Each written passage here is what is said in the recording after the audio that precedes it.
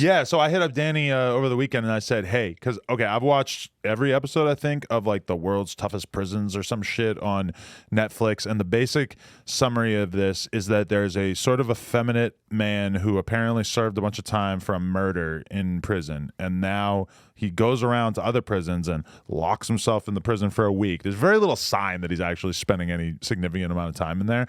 But he takes you around all of the world's worst prisons, and a new season came out.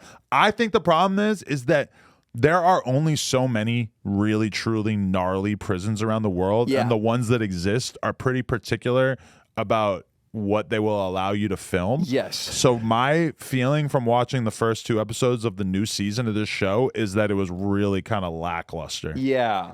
It's world's toughest prisons. Right. The guy's got a big scar on his face, which I'm sure they cast very carefully. They wanted to get a guy who looked like he was tough. And then he did 12 years for a murder he didn't actually commit, the host. That's what he says. So it's like the host needs to be somebody who did prison time but didn't actually do the thing that they got accused of so it can be safe. Oh, it's disgusting. Oh, the focus grouping on this one. Right. But so this guy is on like season 4 or 5 of this show. And we watched the one from Moldova. And you hear Moldova, right? Poorest country in Europe, and they take you to a prison that's Stalin era on a hillside in the middle of the wilderness. And I think you and I were both salivating during that first drone shot. Because this is what you think that you're going to be getting. You think you're going to be getting like Russian gangsters with face tattoos who are going to be telling you the gnarliest stories ever. But then what do they actually get access to? The prison puts them in touch with the most pacified people who they know are not going to try to kill the journalists or anything like that. Yeah. And so then you get to tap in with like the prison activists who are like trying to make the prison better. It's like, I don't want to see that. I want to see the guy who stabbed somebody like last week and he's been in the hole for 6 months. Yeah, absolutely. The main guy, the host guy, right. Throw him in the showers at 5 p.m. and give him 3 soap bars to juggle. If he could survive a prison rape, then that would for sure make the show way better. Absolutely. But you know what? So they throw him in this like cell with 2 white guys with gigantic fucking noses. Well, I say white, like, you know, light skinned, but they're probably Moldovan or however that works. They're very Russian looking. Yeah, sum them up as just Russians. Which, I mean, right now, Russians, it is open season on making fun of Russians right now. So say whichever you will. And when you take a look at their country, it just feels like people killing each other in America doesn't seem that surprising because there's so many of us, but to kill somebody in such a sparsely populated country, which maybe it's not, I'm just totally talking on my ass, but that to me feels a lot more evil. You know, like if we were on an island with 5 people and you killed one of them, I would think you were a way worse person than I found out that you killed one of the 10 million people in LA. Yeah. If I raped and strangled Bossa Nova, you'd be like, "What, dude, you're a piece of shit. You couldn't behave for the couple hours you're here in the studio?" Right.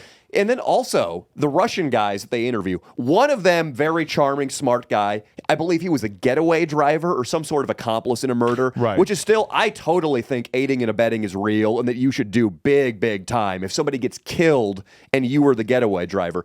But you got to get a load of the other guy, who they try to humanize so much. They're like, "Oh, these are your poems? Yes, I put my heart and soul into these. Oh, this is your karaoke machine? It's something about the sound of music cures my soul. Yeah. What did you do?" "I strangled to death a 16-year-old girl." Did he strangle them or did he shoot him? He strangled a 16-year-old girl. He says, I killed a woman and her niece. Yes. And when they ask him for the reason why, he basically just blames alcohol, which I'm going to be honest with you, we're having this conversation about what is the true spirit of Russia. I think getting drunk and strangling 2 innocent women is pretty much like about as close as it gets. Listen, you two. We can say whatever we want about Russia right now. Right. That should be, I don't know what the Russian national flag is. Probably a star, probably a guy with a fur hat.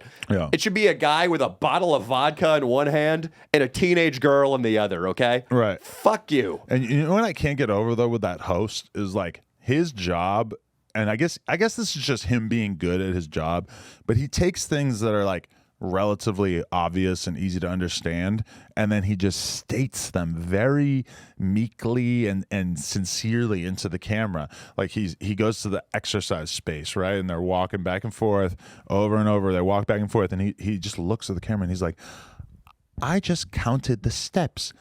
That's 32 steps. So walk out the door to your house, take 32 steps, And imagine that is your life. It's very sad. And I'm like, it's sad. This guy's job is to talk to the camera like it was a fucking kindergartner. Yes. So go outside your house, take 30 steps, and then take 2 more.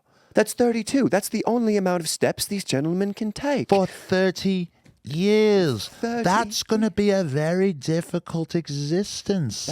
After the end of their sentence, they will have taken 9,682 steps. Right. There's just this fucking guy. And at first I thought it was really fucked up that was their exercise area. Yeah. I mean, it looks like what would be behind the polar bear tank at a local zoo. Right. Like what the feeders would throw fish in from. It's this little cement holding area.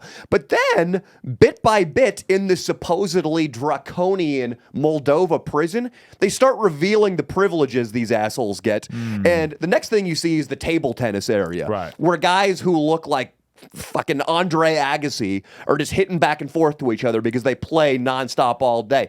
Then one guy has a private woodworking station where he's making chairs and shit. Right. I know.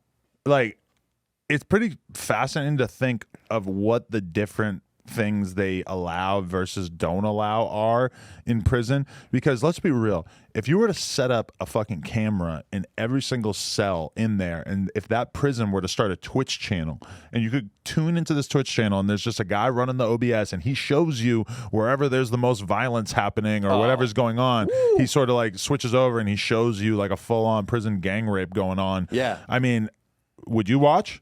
Yeah. I don't know if I'd ever turn it off. I don't think I would either. Yeah. I think your TikTok presence would decline markedly. You just wouldn't have time for anything. I was thinking that, yeah, you definitely probably couldn't show the rapes. But you could be ready. You could like have a little black box. You drag it over the rape as it's happening. Yeah, sure. Somebody's actively blurring. Makes perfect sense Maybe to me. Josh could pick up a side job. Yeah. I saw also because, I mean, while we were researching Adam 22 prisons, has been subbed for 23 months. Yeah.